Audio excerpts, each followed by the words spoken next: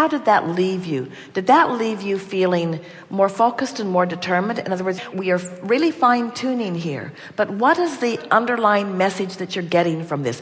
We're making too much of all of this. I'm freaking out over things that do not matter. I'm paying too much attention to details. The details, when they are specific and out of the vortex, are holding me back. And can't you tell all of that by the way you get bogged down in the process? You can. So now what? Is it better to be specific or general?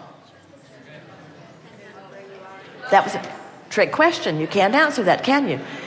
If you're out of the vortex, is it better to be specific or general?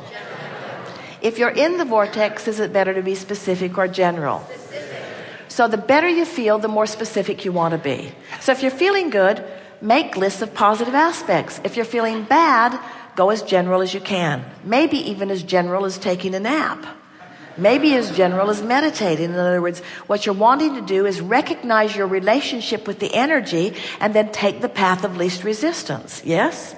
So when the energy is really flowing and you're tuned in, tapped in, turned on, and you can feel all the source is pouring through you in this moment, and you've got all of this backup, don't you want to listen for the specifics of it? Don't you want the clarity of all of that power to flow through you in this now? Won't you just be the funniest person or the cleverest person or the most joyous person? Don't you want to demonstrate that in all the fullness that your physical body can endure and experience? Don't you want that? Don't you? Don't you? Don't you? Don't you? Don't you?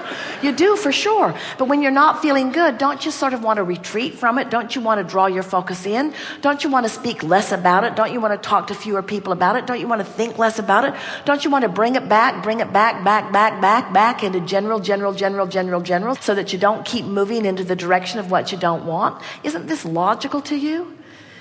We want you to begin creating emotionally by feeling your emotions and then proceeding.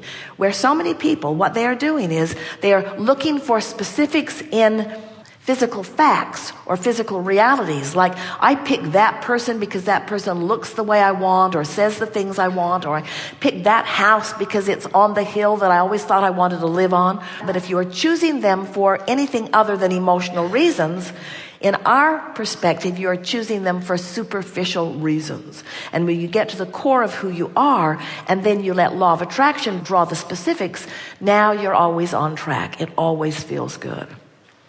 And a few penalties will serve you extremely well, extremely well.